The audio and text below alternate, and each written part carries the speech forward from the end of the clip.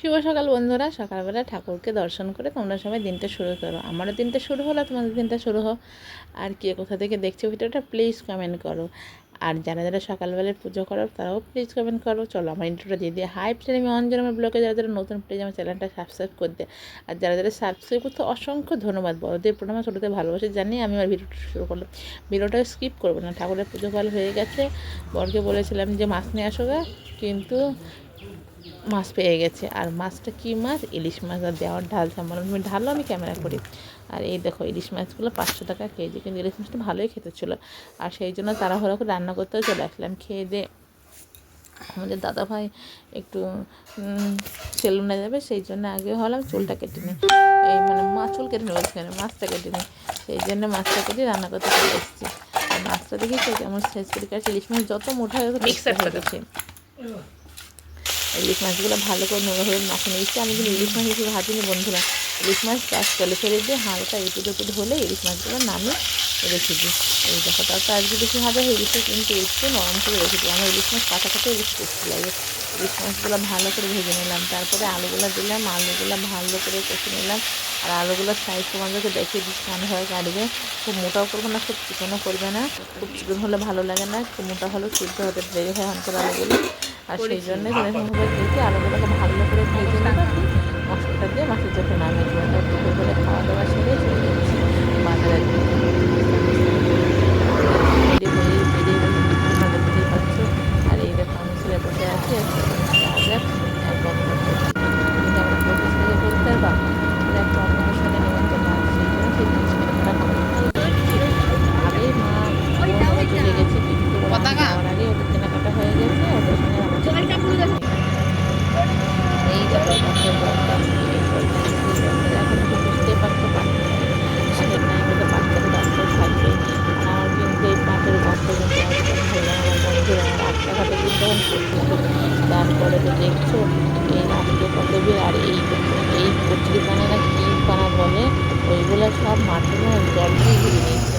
তারপরে ছেলে হচ্ছে মুখের দোকানে একটা ব্যাগের জিনিস এনেছিলাম, ওই জিনিসটা ছুঁয়ে চলে যাচ্ছে বাজারের দিকে। আর এই দেখো গরু খেয়া দেওয়ার পরে বাড়ি থেকে রওনা দিচ্ছে। আর আমাদের বন্ধুরা কমপ্লিট মনে হয়, কিন্তু এখনও হাতের কাজ হয়নি। পাশের কাজ হয়েছে, কিন্তু সাজানো হয়নি ব্যাপার। আর এই দেখো আমাদের মন্দিরটা দেখে না, মন্দিরটা দেখে প্রণাম করে নিলাম। আমাদের এখানে মন্দিরটা খুব যাওয়ার কথা বন্ধুরা, যে যাওয়া যায় তাই পাই, কিন্তু তাই বলছি আমার ভিডিওগুলো দেখার প্লিজ একটা লাইক একটা কমেন্ট করো। কেমন লাগছে ভিডিওর কোয়ালিটিগুলো সেটা আর হচ্ছে গল্পটা আর মাথাটা কিছুক্ষণ আগে যেটা আমাদের পথে আছে জল ধরেগুলো, সেই জলটা কিন্তু শুকিয়ে গেছে। আর শুকানোর পরে আমরা হচ্ছে আর জল দেখতে আসিনি, জলটা শুকিয়ে গেছে, আমরা কি দেখতে আসবো। তারপরে আমরা নেমে পড়লাম, নেমে পড়ে দোকানের দিকে রওনা দিলাম। আর ক্যামেরাটা ছেলে করছে, ক্যামেরা বুঝতে পারছি ভুলভাল ক্যামেরা করেছে। ছেলেকে বললাম ক্যামেরা আমার দিকে ঘোরা, ও আমার দিকে না ঘুরে ও কোন দিকে ঘোরাচ্ছে। আর আমি এই দোকানের দিকে চলে যাচ্ছি। আর দোকানে গিয়ে কী নিচ্ছি চলো তোমাদের সঙ্গে শেয়ার করে। এই আমটা বললাম ওয়েট করো, তো দামটা ওয়েট করো, দামটা ওয়েট করে আবার জিনিসপত্র নিয়েও চলে আসলাম। দামটা একটা ছোটো দাম দেখলাম, প্রথমে বললো 550 টাকা, আমি 550 টাকা দেবো, ধরুন 500 টাকা দেবো। এখানে একটুখানি বড় জিনিসটা ভালো লাগে কোনো ছেলেকে বললাম কিছু মোমো আনতে যাবে, ও বললো মা মোমো আনতে যাই তাহলে। সেই জন্য আবার ছেলে আর আমি মিলে মোমো খাওয়া বলে মোমো আনতে চলে গেল। আর মোমোটা আনা হয়ে গেল। মোমোর দোকানে এত পরিমাণ ভিড় হয়, মোমোটা দারুণ টেস্ট হয়, খুব ভিড় হয়। ছোটোবেলাকে বলেছিলাম আমি কিন্তু মোমো নেবো, সেই জন্য ছোটোবেলাকে দাঁড়িয়েছিলাম। ছোটো বলার নয়, সবসময় যদি কোনো জায়গায় যাই সেখানে গিয়ে বলতে হবে যে বেশি ভাড়া নেবো। চতুর্থ চাপবার হলে তো কোনো কিছু বলা যাবে না যে টোটোটা বেশি ভাড়া নেবো, ওটা তোমাদেরকে খারাপ দেখায়। ওই কোনো ব্যবসা হয় না, এটাই আমি বলার কথা ছিল। যে ব্যবসায়ী হোক না কেন, বেশি টাকা লাগবে তুমি ওঠার আগে বলো, ওঠার পরে বলো না, কারণ ওঠার পরে তো কারো কিছু করার নাই। আমাদের বাড়ি আসতে আসতে দেখতে পাচ্ছি সন্ধ্যা হয়ে গেছে। যাওয়ার সময় গিয়েছিলাম হচ্ছে দিনের বেলায়, কিন্তু আসার সময় আসতে হয়ে গেছে। আর আমার এই দেখতে পাচ্ছি মোমোটা আমি আমার আঁচলের উপরে রেখেছি, কারণ মোমোর প্যাকেটটা এত পরিমাণ গরম হয়ে যাচ্ছে যে হাতে আর রাখতে পারছি না। সেই জন্য কাপড়ের উপরে রেখে দিচ্ছিলাম। আর কাপড়ের উপরে রাখার পরে কাপড়টা গরম হয়ে যাচ্ছে। তারপরে আমি এরকম বাড়ির দিকে চলে এসেছি, আমার তেল পাম্পটাও দেখে দিলাম আর বাড়িতে নেমেও পড়লাম। বাড়িতে নেমে হাঁটতে শুরু করলাম। আমি এখন পিতম্বরটা নিয়েছি, পিতম্বরটাতে বাসন মাজা ভালো হয়, ঠাকুরের কাছে পিতলের বাসন, ঠাকুরকে তো কাছে পিতলে বাসন দিয়ে হচ্ছে পুজো করি, তো সেই জন্য। আর দেখতে পেলো দাদাভাই ঘুমাচ্ছে, ছেলেকে বললাম তুই মোমোটা ঢাল, আমি তাহলে ড্রেসটা চেঞ্জ করে আসবো, না আগে খাবো। তাই ভাবলাম, ছেলে বললো মা আগে মোমোটা ঢালি, তুমি তাহলে আগে হাত মুখ ধুয়ে আসো। ছেলে তো হাত মুখ ধুয়ে চলে এসছে, বাইরে থেকে আসলেই যেখান থেকে আসে না কেন হাত মুখ না ধোয়া হলে কোনো ব্যাপার নেই। আর ছেলেকে একা একা ক্যামেরাটা করছিলো, তো সেটা ধরতে পারছিলো না।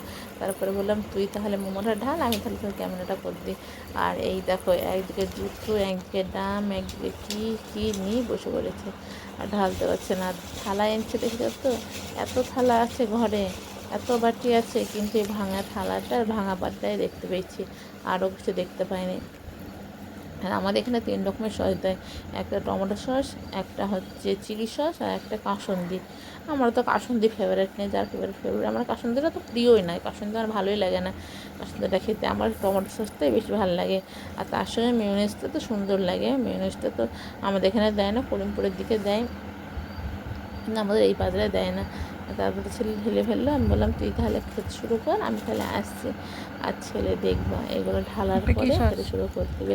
আচ্ছা, আমার ভিডিও করতে যদি ভুলে যায়, কিন্তু আমার ছেলে ভুলে না, ছেলে বলে মা ক্যামেরাটা অন করো, ভিডিওটা করি। এটা এখন আমাদের কাজ হয়েছে, যেটা কাজ সেটা কাজ। অনেকে এখন দেখে আজে বাজে কমেন্ট করে লোককে যে তোমাদেরকে সবসময় ক্যামেরা অন করতে, সবসময় ক্যামেরা অন করতে। আরে পাগল, ক্যামেরাটা ধরেই তো ওদের কাজ, ওরা তাহলে ক্যামেরা অন করবে না কেন? ওটা দিয়েই মানুষকে দেখে মানুষ আনন্দ পায়, একটা লাইক করে, ভিউজ করে, তো বাটিগুলো তো ভালোই পেয়েছি, ক্যামেরা তো অন করবেই।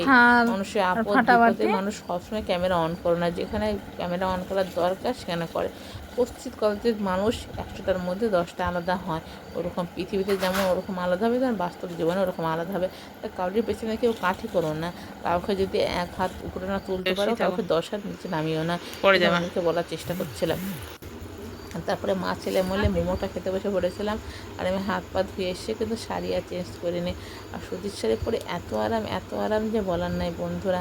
আর আমার বরকে জিজ্ঞেস করছিলাম তুমি কি খাবে মোমো, ও বললো না মোমো খাবো না। বললাম স্যুপ খাও, স্যুপ খেতে ভালোবাসে, বলছে না আমি ঘুমিয়ে যেতাম না, উঠে আমি মুখ উঠতে পারছি না, আমি খাবো না, তোমরা খেয়ে নাও। তারপরে মা ছেলে খেতে বসে বললাম আমি তো জানি আমার ছেলে মোমো খেতে ভালোবাসে, সেই জন্য আর বেশি খেলাম না, অল্প খেলাম। অল্প খেয়ে তারপরে দেখো আনারসটা কাটতে চলে এসেছি, রাত্রিবেলায় আনারসটা কেটে ফেলছিলাম। আনারসটা কেটে মেটে আমি বললাম কুস্তি খা, আমি আবার আনারসের চোখ কাটতে পারি না বন্ধুরা, কী করবো, কিছু করার নাই। ও আনারসটা দিনের বেলায় কাটছিলাম, সকালবেলায়। এটা সকালকার ভিডিও, আর ভিডিওটা কিন্তু বেশি বড় করবো না, ভিডিওটা যেই পর্যন্ত রাখবো। ভিডিওটা বেশি বড় করলে ভিডিওটা খুব বড় হয়ে যাচ্ছে। আনারসের কিন্তু চোখ কাটা খুব ডিফিকাল্ট, আমি কত কাটতে পারি না, কিন্তু আনারসের এত রস, এত রস, তোমরা দেখবা ওই যে পেপারটা আছে, পেপারটা ভিজে একদম রস রস হয়ে গেছে। আর আজকের মতন ভিডিওটা এই পর্যন্ত রাখলাম বন্ধু, ভিডিওটা বেশি বড় করলাম না। আমার ভালো লাগলে প্লিজ চ্যানেলটা একটু সাবস্ক্রাইব করে পাশে থাকবে। ধন্যবাদ বন্ধুরা।